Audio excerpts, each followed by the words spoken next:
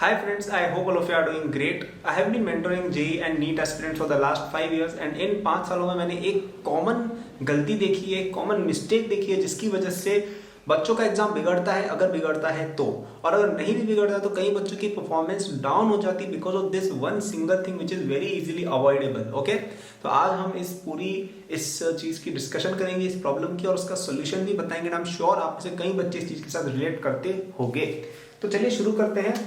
उस वर्ड का नाम है, अच्छा शुरू करने से पहले एक बात, क्या एकेडबूस्ट ऐप आपको देखनी चाहिए अगर आपको जेईई और नीट के लिए फ्री नोट्स और ब्लॉग चाहिए हो। इस ब्लॉग पे आपको कई सारी गाइडेंस वगैरह भी मिल जाएगी, आपको बहुत सारे नोट्स भी मिल जाएंगे of the complete syllabus of JEE, okay, for absolutely free. तो डिस्क्रिप्शन में लिंक दिया हुआ है, जाके अवश्य देख लेना वीडियो के बाद, ओके। और सब्सक्राइब तो करना ही है चैनल को यार, मैं बहुत सारी जेईई वगैरह के रिलेटेड वीडियोस बनाता हूँ, आपको काम आएंगी वो। तो उस शब्द का नाम है जिसकी वजह से बच्चों का एग्जाम बिगड़ता है, वो शब्द है आपका स्ट्रेस।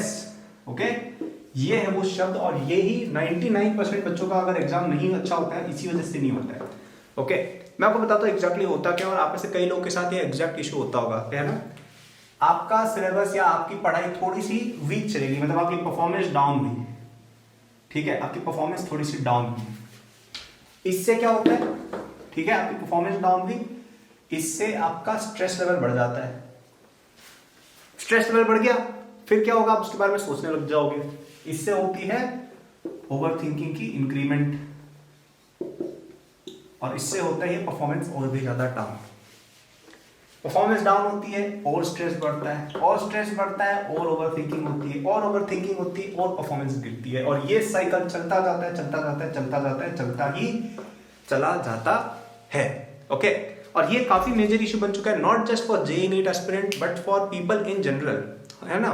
तो आपको सबसे पहले इसी चीज के साथ डील करना होगा, क्योंकि अगर आपके अंदर स्ट्रेस नहीं आएगा प्रिपरेशन को लेके, आपको अगर अपनी प्रिपरेशन को लेके किसी भी तरह का बोझ आपको फील नहीं होगा, तो आपके साथ ये पूरी साइकिल होगी ही नहीं। आपको ना कभी ओवर थिंकिंग, ना कभी गिल्ट वगैरह ये सब फील होगी, और आप आराम से अपनी परफॉर्मेंस पे ध्यान दे सकते हो, आप आराम से अपनी पढ़ाई पे इजीली ध्यान दे सकते हो।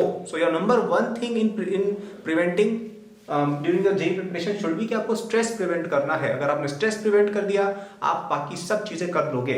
और पता है सबसे फनी चीज क्या है, सबसे फनी बात ये है कि स्ट्रेस, पता है सबसे ज्यादा, अगर तुम स्ट्रेस वर्सेस टाइम का ग्राफ देखो ना, थोड़ी फिजिक्स पढ़ते हैं यहाँ पे, है ना, अगर तुम स्ट्रेस वर्सेस टाइम का ग्राफ देखोगे ना, ये ऐसे जाता है एकदम, और ये कब है, जेईई।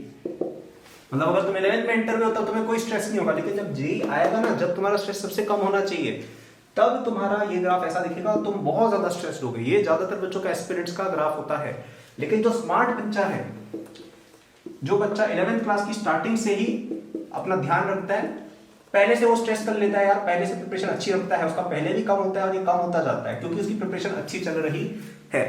ओके, तो ये कोई ऐसे वो मैग्नीट्यूड मत नापने लग जाना कि अरे अरे कौन सा ऐसा यूनिट है स्ट्रेस का, वो मैं बात नहीं कर रहा हूँ। मैं बस कहना चाह रहा हूँ कि आप अगर पहले से भी प्रिपरेशन थोड़ी ढंग की रखेंगे, पहले से थोड़े सचेत रहेंगे, beat 11th beat 12th, even 12th भी करोगे कोई दिक्कत नहीं है, तो आपका स्ट्रेस लेवल थोड़ा कम रहेगा।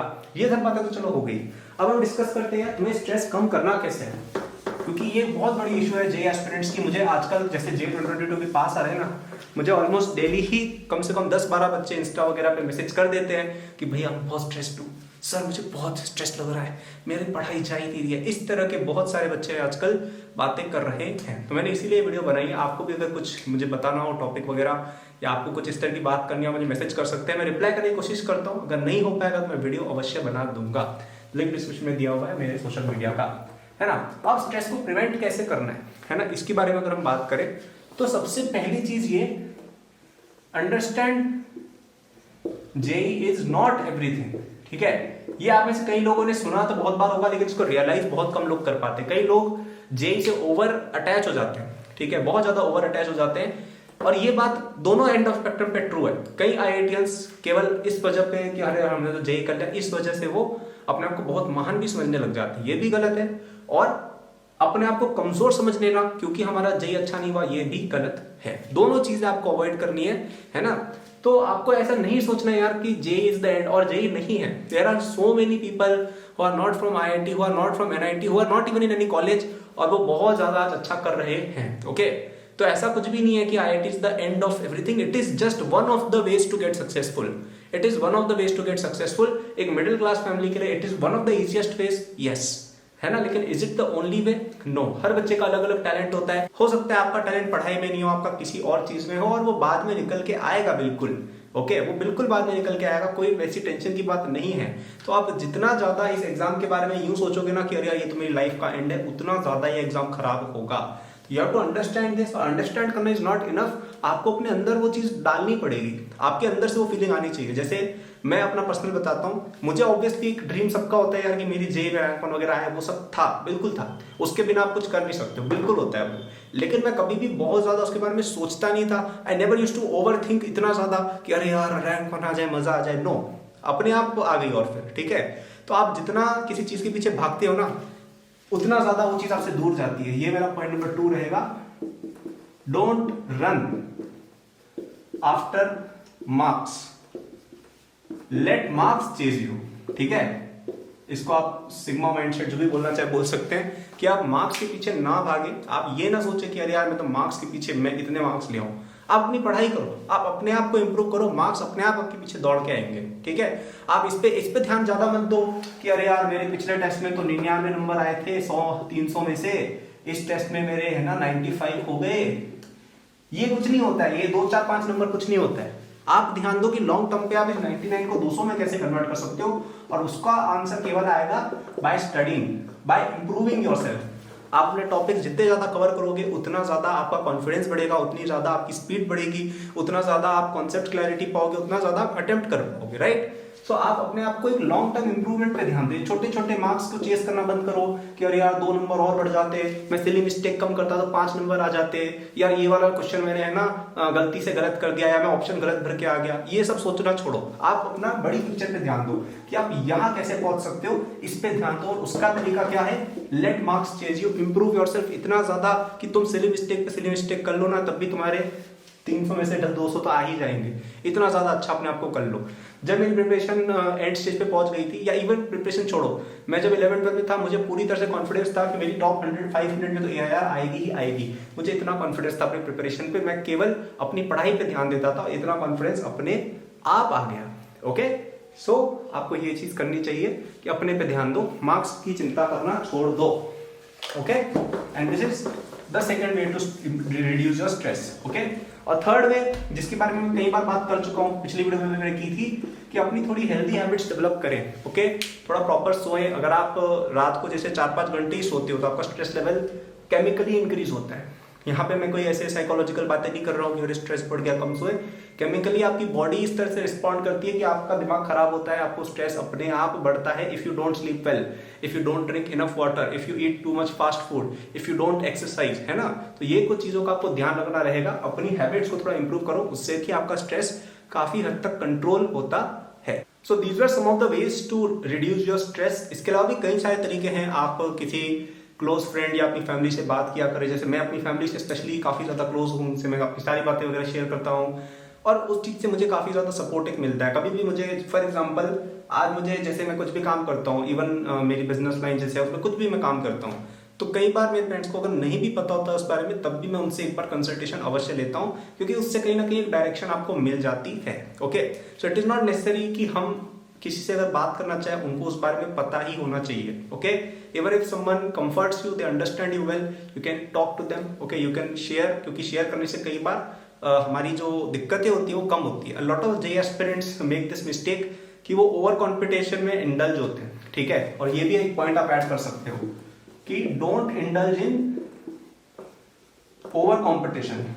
ठीक है, तो कॉम्पिटिशन हेल्दी होना चाहिए, कंपटीशन हेल्दी होना चाहिए।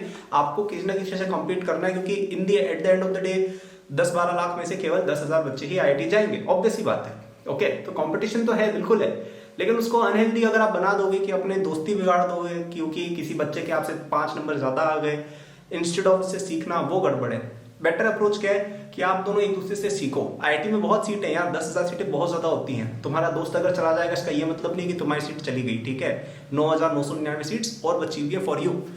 तो अपने फ्रेंड्स वगैरह से कनेक्टेड रहे, उनसे बात करें, कोई एक दूसरे की हेल्प करें। ये सब चीजें अगर कोई एक बंदा समझेगा उससे नहीं होगा, ये सब हमें एज अ कम्युनिटी समझना पड़ेगा। ओके, सो ये कुछ बातें मैंने बताई है। पहली बात कि आपको जेईई इज नॉट इनफ, मतलब JEE is not everything, sorry JEE is not enough नहीं, जे इज नॉट एवरीथिंग, है ना, JEE is not everything and JEE is not enough also. Okay, JEE करने से कुछ नहीं हो जाता है ज्यादा, केवल आप IITian बन जाओगे विच इज गुड, लेकिन उससे ऐसा नहीं होगा कि आप कहीं आसमान पे पहुंच गए। और नहीं हुआ जे, उससे भी कुछ नहीं होता है, ठीक है, उसके बाद भी कई सारी अपॉर्चुनिटीज है। 90% खेल तो यही है, ये अगर तुम समझ गए तुम्हें IIT खेल लगेगा और तुम अपने आप नंबर लेके आ जाओगे। अब इसको उल्टे तरीके से यूज मत करना। कुछ बच्चे क्या करेंगे, अच्छा जे से कुछ नहीं होता है तो मैं क्यों पढ़ूं, है ना, तो ये भी नहीं करना है हमें ना, पढ़ना है, लेकिन इतना ज्यादा हमें उसके बारे में ऐसे उसको अपना भगवान नहीं बना लेना है कि यार जे नहीं हुआ तो तुम्हें कुछ भी नहीं। ओके, सेकंड चीज कि मार्क्स के पीछे मत भागो, अपने आप को इंप्रूव करो, मार्क्स अपने आप तुम्हारे पीछे आएंगे। और ये जिंदगी में हर चीज पे अप्लाई होता है, तुम्हें कोई भी चीज चाहिए, कुछ भी चाहिए, अपने आप को इंप्रूव करो, वो चीज अपने आप तुम्हारे पास आएगी। ओके, थर्ड, अपनी हैबिट्स को तुम्हें इंप्रूव करना है, थोड़ा सोना ज्यादा है, थोड़ा वाटर ज्यादा ड्रिंक करना है, एक्सरसाइज करनी है अच्छे से, खाना थोड़ा हेल्दी खाने की कोशिश करें और खाना थोड़ा कंट्रोल में खाएं। कुछ लोग क्या है उल्टा काम करते हैं, या तो खाएंगे ही नहीं, खाएंगे तो बहुत ज्यादा खा लेंगे, राइट, तो ऐसी चीजें भी आप कंट्रोल करें, इनसे भी आपका काफी ज्यादा स्ट्रेस लेवल बढ़ता है केमिकली। ओके, ये सब तो फिर भी चलो ठीक है, थोड़े बहुत साइकोलॉजिकल फैक्टर्स है, ये तो एक बायोलॉजिकल केमिकल फैक्टर है। Okay, and fourth, over competition में आप इंडल्ज ना हो। Okay, so I hope you found this video useful. Subscribe to the channel अगर आपको वीडियो पसंद आई, और लाइक अवश्य करना, और अपने किसी दोस्त जो स्ट्रेस है उसके साथ शेयर अवश्य करें, कोई फैमिली मेंबर आपका हो, उनको शायद मदद मिलेगी। ओके, और अगर आपको मुझसे पढ़ना है, आप चाहते हो यार भैया अपना थोड़ा एक्सपीरियंस हमारे साथ भी शेयर करो, हमें भी थोड़ा पढ़ा दो, है ना, तो आपको एकेडबूस्ट ऐप चेक करनी चाहिए, वहां पे नोट्स और ब्लॉग तो फ्री है ही, वहां पे आप मुझसे पढ़ भी सकते हो by enrolling in my courses. ठीक है, तो मैं हर ईयर के लिए कोर्सेज में लॉन्च करता रहता हूँ, आपको अपने ईयर का भी कोर्स मिल जाएगा। वहां पे आपको अपनी कोचिंग से बहुत ही अलग तरह का एनवायरमेंट मिलेगा, क्योंकि आपकी कोचिंग में आपको टीचर्स या आप कोई बुक वगैरह पढ़ रहे हो वो एक अलग चीज होती है, और एक ऑल इंडिया रैंक 1 जिसकी आ चुकी है, जो आपका ड्रीम है वो अकम्प्लिश जो बंदा कर चुका है, उससे सीखना एक अलग चीज होती है, आप कुछ अलग दाव पेज भी सीखोगे मुझसे। तो डिस्क्रिप्शन में जाइएगा, आपको वहां पे कोर्सेज मिल जाएंगे। Okay, so thank you, all the best, take care and don't stress.